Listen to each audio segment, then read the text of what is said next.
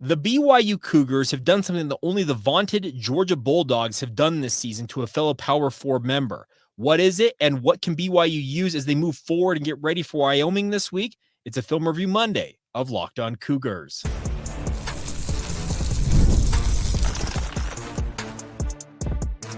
You are Locked On Cougars, your daily podcast on the BYU Cougars, part of the Locked On Podcast Network, your team every day.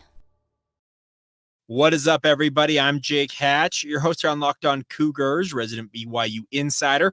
Thank you for making Locked On Cougars your first view and or listen of the day, and thank you to all of you who we like to call everydayers right here on your original daily podcast focused on the BYU Cougars. Today's show is brought to you by our friends over at 5 Hour Energy. Go to 5hourenergy.com and use the promo code LOCKEDONCFB and get 20% off your order.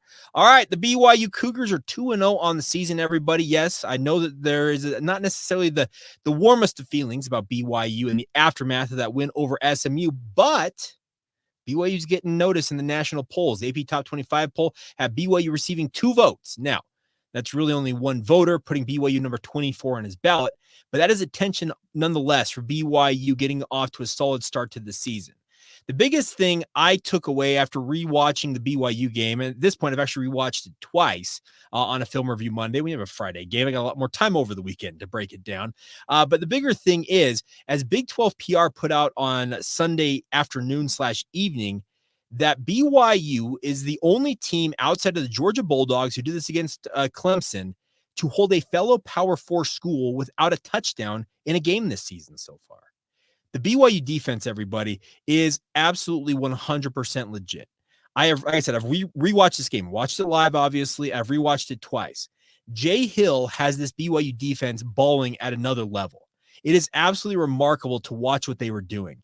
Now, I will also add the caveat that SMU's offensive line is a horrendous mess. I cannot believe that they are going to be, well, they were considered to be a dark horse in the ACC, and they have that type of an offensive line that they're expecting to thrive with. That being said, I really like the way the BYU dominated the line of scrimmage.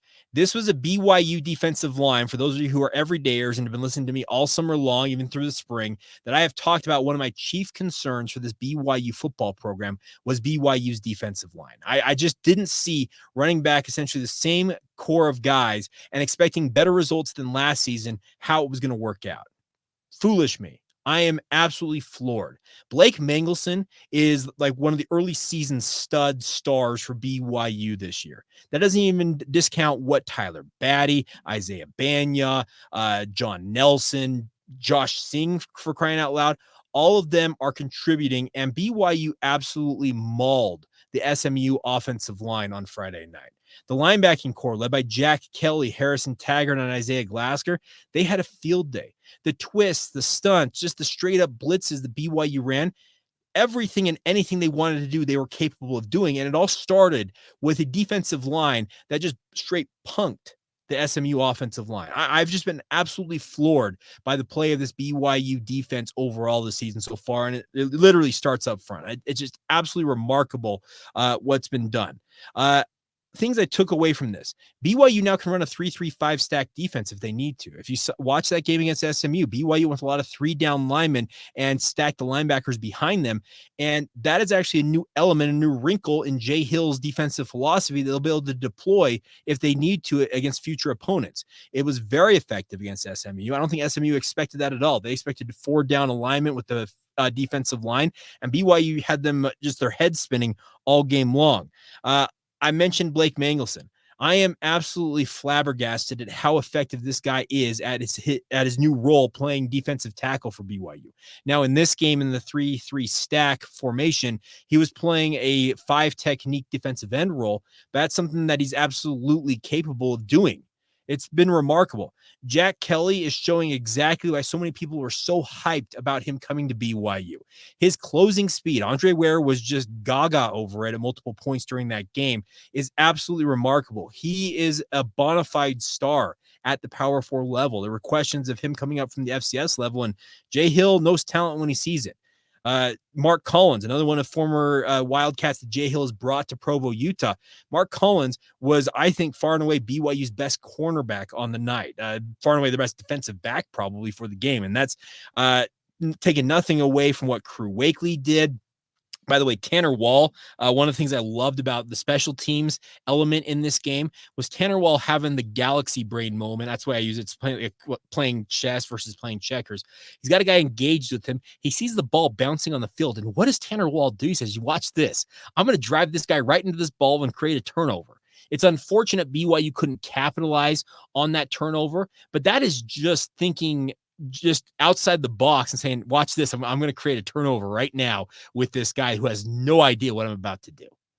I really like the savvy, like I said, the galaxy brain on some of these guys for this BYU team. They are playing at a higher level than I expected coming into this year.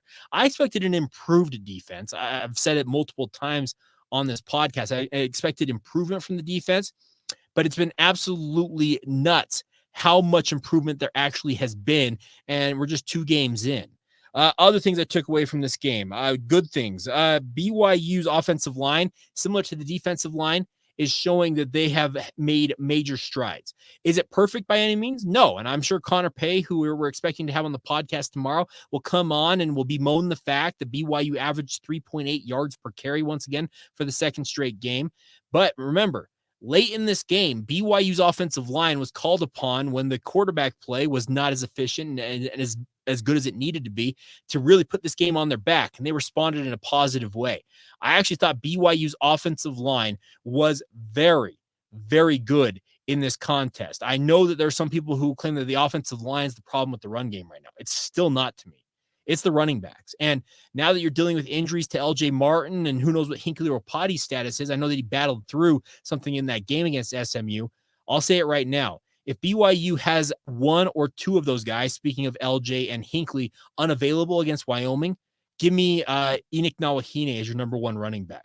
It's nothing against Miles Davis. I love Miles, but if you want an every down back who understands what his role is and he's going to pick a hole and just drive forward, that's Enoch Nawahine. That's not Miles Davis. Let Miles Davis continue to be the change of pace back. The play late in that game, they ran the fly sweep look out of the shotgun, and then Jake Retzlaff takes a free oncoming rusher and pitches it out to Miles Davis for that 37-yard sprint down the sideline to set up the game-winning field goal. Absolutely incredible play design. And you know who had that play design drawn up?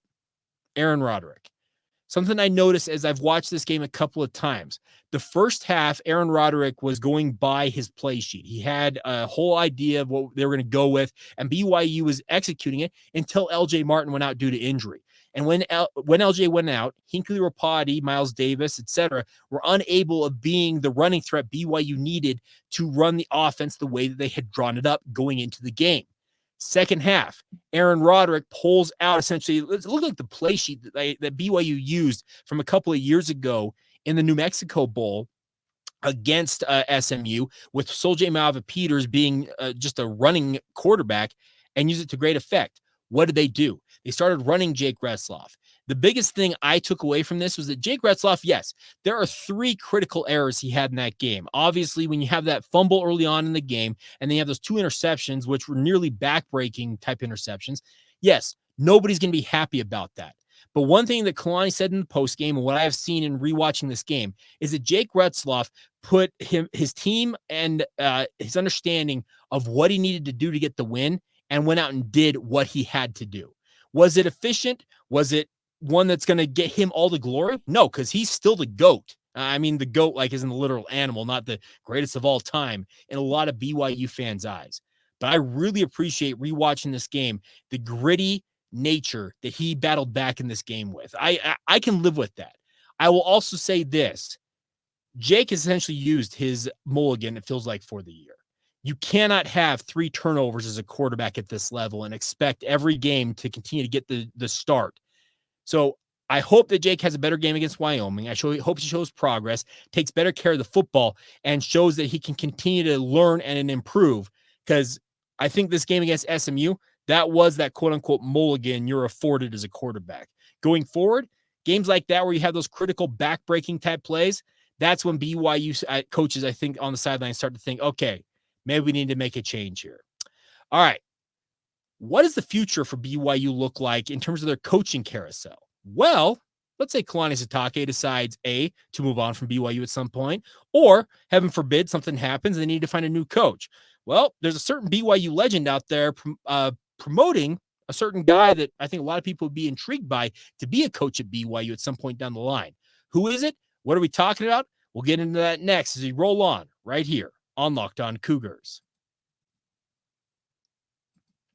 Today's show is brought to you by our friends over at 5 Hour Energy. Now, 5 Hour Energy is here for you guys, no matter what you're doing in your day. If you need to get an extra boost of energy to get yourself through the day, whether you got a long list to do for work, a list of DIY projects, the honey-do list, take a 5 Hour Energy shot so you can check everything off your list. All of us want to get all those things done on the to-do list. Well, this could help you guys get through that. The best part is they give you the feeling of alertness and energy you need to get in the zone and get the work done you need to get done. With zero sugar and a convenient portable size, it's the perfect pick-me-up for getting stuff done. The 5 Hour Energy website is flavors galore: watermelon, tropical burst, grape, berry. There's a whole lot of other flavors available to all of you. The best part is it feels like there's a flavor for everybody, so try them all. On the site, you know the option to build your own 12 or 24 pack with all the customized flavors you want and deliver it right to your door. So today, go to 5hourenergy.com. That's the number 5hourenergy.com and use the promo code LOCKEDONCFB to receive 20% off your order. That offer is only available until September 30th on one order and cannot be used with other promotions, and the code is not good on subscription orders either. But once again, use that promo code LOCKEDONCFB at 5hourenergy.com and take advantage of it today. That's our friends over at 5 Hour Energy. Thank you once again for making Locked On Cougars your first listen of the day. Appreciate all of you for being with us. If you have not done so already, make sure you check out our friends over the Locked On College Football podcast. Spencer McLaughlin's doing an incredible job breaking out everything going on in college football. Instant reaction after big games go down.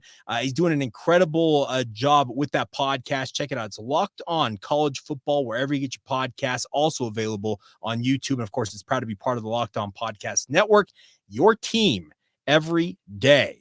All right. Steve Young was on KTIK up in Boise, Idaho late last week. And I don't understand necessarily what the premise was of him appearing on KTIK because it's sports radio in Boise, Idaho. But hey, he joined them on 95.3 FM on Friday and made a quote regarding a Philadelphia Eagles offensive coordinator, Kellen Moore, and BYU.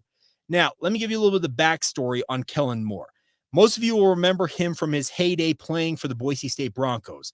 I lovingly use the term, he was the horse-faced killer when he was at Boise. He won at an astronomical rate with the Boise State Broncos and just an incredible football player, savvy, smart, and he felt like he had all the makings of being a future coach, and it helped that he was actually, I think, the son of a high school coach.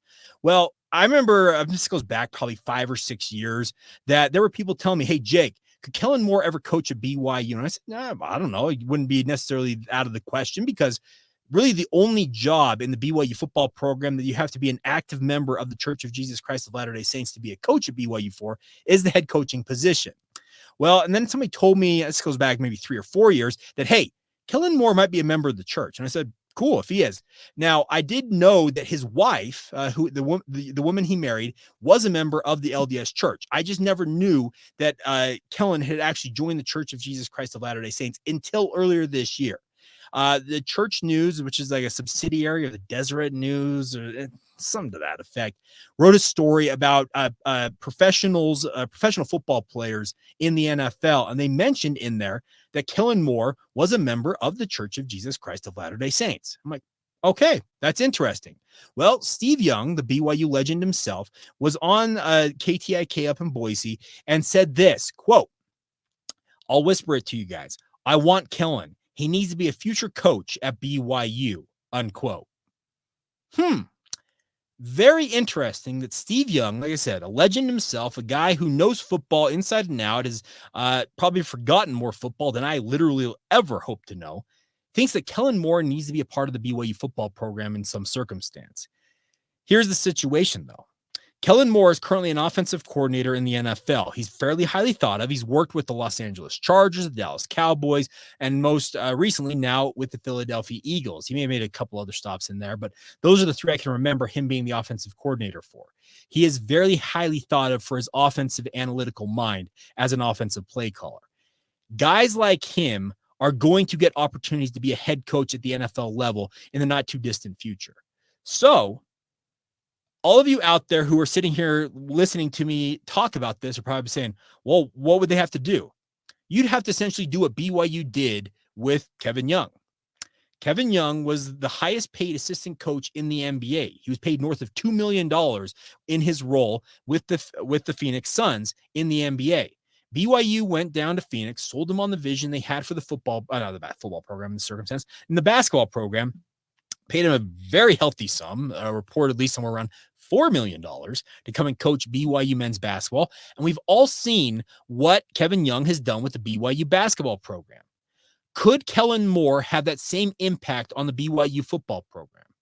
You'll never know until you try. But are you willing to dump Kalani Sitake or encourage him to move along to make room for Kellen Moore? Second thing, does Kellen Moore want to coach at the collegiate level? It's a great question, because the collegiate level now is more and more going towards an NFL model. But the one thing you have in the NFL that the college level does not have is a salary cap. You have the same, you're on the same level playing field with every other team out there in the NFL. The same amount of money to spend each year. If you build your roster the right way, you have roster continuity and you can win at a very high level. Former BYU Cougar himself, Andy Reid, is at the top of the heap right now in that regard. Kellen Moore would have to, have interest in coming down to the collegiate level, a place that I don't believe he's ever coached to that high of a level, or at least I think he may have been like a graduate assistant at one point, maybe in his coaching career, but he's never really worked at the collegiate level. So he would have to be like Kevin Young, who has worked at the professional level most of his career, want to make a change and jump down to the collegiate level. And oh, by the way, you probably get to pay him a very hefty sum of money to come to BYU. Let's just say, in theory, Kevin Young was making $2 million with the Phoenix Suns. BYU reportedly paid double that to get him to come to BYU. There was a report the other day from Pete Thamel, who has got his ear to the ground more than almost any other college football insider out there, that said that in terms of Kalani Sitake being on a theoretical hot seat, that he was owed a $12 million buyout to essentially, if BYU were to move on from Kalani Sitake.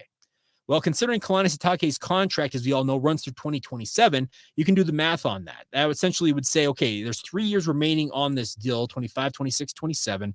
Buyout's $12 million. You divide that by 3, and Kalani's making $4 million on an annual basis. So would you have to pay Kellen Moore $8 million to come to BYU? In theory, I think you would. I'm just spitballing here. Is it out of the realm of possibility that BYU be willing to pay their head football coach $8 million? No, I don't think so. If they had the right guy, let's say Kalani Sitake ends up winning at an astronomically high level in the Big 12, and he starts to garner interest from other programs out there, I would imagine that BYU's boosters would step up and foot the bill to make sure that he stays put in Provo, because more than anything, BYU fans want their programs to win at an extremely high level. If for whatever reason it doesn't work out with Kalani Sitake, is Kellen Moore now at the top of BYU's wish list, looking at what the success of Kevin Young has been with BYU basketball just 5-6 months into his run with the BYU men's basketball program? It kind of feels that way. It really does. It really feels like he might have jumped himself to the top of the list. The list for head coaching candidates for the BYU football program is not incredibly long. We all know this. They have to be an active member of the LDS faith. Well, I think I have Jay Hill on that list. Obviously, as an associate head coach at BYU. Kellen Moore's on that list right now. There's just a handful of people out there. The interesting part is to hear a guy like Steve Young say, I'll whisper it to you guys, I want Kellen in a role at BYU. But here's the deal. If you want Kellen Moore at BYU, you're going to have to move on from your head coach currently, because I just don't see Kellen Moore coming to BYU as an offensive coordinator at this juncture. Because if he has success with Jalen Hurts and the Philadelphia Eagles, I've got no reason to think that he won't. He's got guys like A.J. Brown, Britton Covey around him. He's got Saquon Barkley at running back now. He's got a stable of weapons, and if he has success running this offense in Philadelphia, his next stop is to be a head coach at the NFL level. There are some people out there who believe that Andy Reid would have been willing to come to BYU as the head coach in 2001. This is kind of right at the very beginning stages of what has become one of the more legendary careers in the NFL. Well, could BYU see a similar circumstance play out with Kellen Moore? I know that Andy's a BYU alum and Kellen is not, but could Kellen find himself as a head coach at the NFL level before too long, and BYU, in theory, misses out on the opportunity to have him as their head coach? It's also a possibility. Just a very, very curious thing to hear a guy like Steve Young go to bat for a Boise State Bronco, not a BYU guy, but a Boise State guy. Once again, the quote, I'll whisper it to you guys. I want Kellen. He needs to be a future coach at BYU. It doesn't say he needs to be the future coach, a future coach at BYU. Interesting times, but something to monitor and obviously to keep in your back pocket for future reference if and when something goes down, if BYU needs to look around at other options. All right, we will finish up today's show looking back at the weekend that was in BYU sports. Also, some notes on some former Cougars in the pros, including one setting a record in his rookie debut for his NFL team. We'll roll on with that coming up next, right here on Locked On Cougars. Today's show is brought to you by our friends over at Ibotta. Now, Ibotta is here for you guys. Obviously, we're getting towards the tail end of summer. I know it's not, it's school's back in session, but stock up on all your grilling favorites and earn cash back on every one of those purchases with our friends at Ibotta. Obviously, you don't have to choose between burgers or hot dogs. You can get both because you're saving money on both at the same time. What is Ibotta? It's an app that helps you earn cash back every time you shop, earning hundreds of items from groceries to beauty supplies, even toys. You can make sure you're beating inflation no matter what you're purchasing. And I can attest to this because my wife and I have been using Ibotta since 2018. We've been using it that long. The best part is you can save on over 2,400 brands and shop at over 1,000 different retailers, including your favorite grocery stores, places like Lowe's, Macy's, Sephora, Best Buy, and more. And the best part is right now, Ibotta is offering all of our listeners just $5 for using Ibotta and using the promo code LOCKEDONCollege when you register. Just go to the App Store or Google Play Store, download the free Ibotta app to start earning cash back today and use that promo code LOCKEDONCollege to get your $5 bonus from our friends at Ibotta. That's IBOTTA in the Google Play or App Store. And once again, use that promo code LOCKEDONCollege to cash in with our friends over at Ibotta. Thank you once again for making Locked On Cougars your first listen of the day. If you've not done so already, please join our Locked On Cougars Insider group. I'm passing along notes of what I'm observing from BYU games. We're having one-on-one conversations via text in-game. If you want to have my thoughts in real time about BYU stuff, join us. A 14-day free trial. The link is in the show notes. Whether you're listening and or watching this, click the hyperlink. Sign up today. 14-day free trial, just $5 a month afterwards, and get all the BYU inside intel you can muster, and also have an opportunity to chat with me in live time via text message right there on your personal device. All right. Before we go on today's show, let's talk about a couple of things from the weekend. Now, BYU women's volleyball had a tough 5-set loss to number 19 Georgia Tech in the conclusion of the BYU Nike Invitational. Claire Little had a career-high 20 kills, but it wasn't enough for BYU as they lost in that 5-set thriller to Georgia Tech. So a tough loss, the first loss of the season for BYU women's volleyball. They will now be traveling to face Old West Coast Conference rival San Diego on Thursday, September 12th. That'll be an 8 o'clock Mountain Time start for BYU women's volleyball. And they'll also be facing the Oregon Ducks on Friday at 8 o'clock. So a really tough weekend ahead as they take on San Diego and Oregon, but hopefully they'll bounce back from that loss. Also, BYU women's soccer lost on the road at number 6 Arkansas 4-2. BYU fell behind 2-0 early, battled back, but the defending SEC champion Razorbacks ran away with it. So a tough loss for BYU women's soccer. They're learning a lot right now with a young roster for Jennifer Rockwood's squad. They now open up Big 12 plays. They'll take on Arizona State on Thursday night at 7 o'clock. Obviously, that'll be on ESPN Plus, and obviously it's big time now with the Big 12 play here. The BYU got to ratchet it up just just a little bit more. And then final note on the BYU side of things is BYU women's cross country opened their season with the win over the weekend at the College of Southern Idaho's Dr. Thad Scholl's Cross Country Classic. That happened on Friday.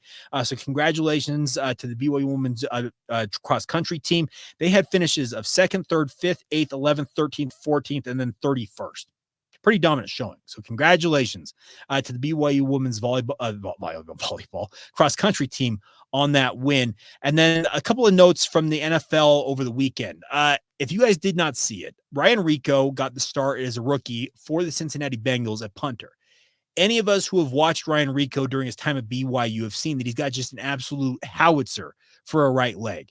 Well, he put that on full display in his rookie debut, his season debut for the Cincinnati Bengals. He went out there and just punted an 80-yard punt that was like inches from being a 79-yarder and going out at the 1 or inside the 1-yard line, but an absolutely incredible season for him in his first regular season NFL game. It's the longest in franchise history, breaking a record that had stood for 19 years when Kyle Larson had booted a 75-yarder for the Bengals in 2005. Funny enough, I believe it's Lee Johnson before that who had the record for the Bengals with a 70-footer. Obviously, Thunderfoot was Lee Johnson's nickname during his 22 years he kicked in the NFL after a legendary career at BYU. But Ryan showing off, he's got just an absolutely mammoth leg. The other thing he did set a record for was his 4 punts in the game, total 258 total yards, setting a single game record with a 64.5 gross average. He's averaging nearly 65 yards per punt, everybody. Incredible stuff. So, Ryan, good on you. It's really cool to see him living his dream, obviously getting a good showing in his rookie debut. Other notes from the weekend include a really nice showing for the New Orleans Saints, both Taysom Hill and Jamal Williams showing out in that game. Jamal had a touchdown run in a 47-10 rout of the Carolina Panthers. Really cool to see that. And obviously Taysom Hill playing the multifaceted role that he does. Unfortunately, we did not see him at linebacker. I know that they were talking about playing him at linebacker in the preseason. I still got dreams that they actually do it just to say they did it. But this is a guy. Taysom is a football player. I put him on my roster as an FP. I know he's technically a tight end. He ended up, running 5 times for 35 yards with a long of 12 in the game, and also hauled in 1 pass for 1 yard on 2 targets in the game. Those are his stats that showed up on the box score. But really cool to see guys getting their opportunity out there when it comes to the NFL. Tonight, you'll obviously be able to see Fred Warner of the San Francisco 49ers taking on the New York Jets. Looking forward to that one. I think that Fred and the Niners have a lot to prove, but conversely, so do the New York Jets. We'll see how it all plays out. In terms of other guys out there when it comes to the NFL, we did see both Zach Wilson was relegated to the emergency quarterback role for the Denver Broncos. I wouldn't think too much of that right now with him obviously biding his time on that Denver Broncos roster. Bo Nix had his struggles as Seattle beat the Broncos in their season opener, but we'll keep an eye on Zach. I think he's going to elevate himself to the number 2 job in time, but I hope that doesn't take too long. One final note I meant to mention on the BYU football front before we go here, just real quick, is the ESPN football percentages index. We talked last week how BYU boosted their outlook to getting near bowl eligibility. Well, BYU's projected record now after going 2-0 against SMU has boosted to an average of 6.5 wins on the season. They have a 76% chance of reaching bowl eligibility according to Football Percentages Index. And this week against Wyoming, the preseason chances of BYU going to beat Wyoming were 60.9%. Well, after an 0-2 start for Wyoming and a 2-0 start for BYU, the chances of BYU winning this week, according to FPI, 86.4%. So BYU could be halfway to bowl eligibility and feeling pretty good about themselves ahead of their Big 12 opener against Kansas State, so long as they handle their business up there in Laramie this week. So things are on the up and up for BYU football. Like I said, I know that there's some consternation around Jake Retzlaff, and the bigger thing to point to, I think, is that the team responded the way you wanted to. And when you're a double-digit underdog, the way that they were in that game, because remember, they were 10.5-point dogs at the very best in terms of the odds out there, to go to SMU, once again, match the Georgia Bulldogs and not allowing an offensive touchdown or a touchdown in general to an opposing team. There's only 2 teams who have done that in the country so far this year at the Power 4 level. It's pretty legitimate stuff that BYU pulled off against the SMU Mustangs, all things considered. I know it wasn't thrilling. I know it was gritty, hard-nosed football. Wasn't all that entertaining, but it was a win, And a win is a win is a win, as we always like to say here on the podcast. All right. That's what I got for you guys on this Monday. Have a great Monday. We'll be back tomorrow talking with Connor Pay if everything works out the way it's supposed to. We'll have plenty of his thoughts on the win over SMU and get some memories from him of maybe some of the stories he's heard about playing up in Wyoming in Laramie, because he's got a dad and family friends who played for BYU football. I'm sure he's got a story or two that he'll be able to share. So we'll stay tuned for that on tomorrow's podcast. And as always, thank you for making the show your first listen and or view of the day. And obviously a big thank you to all of you once again who are everydayers with us right here on the Locked On Cougars podcast.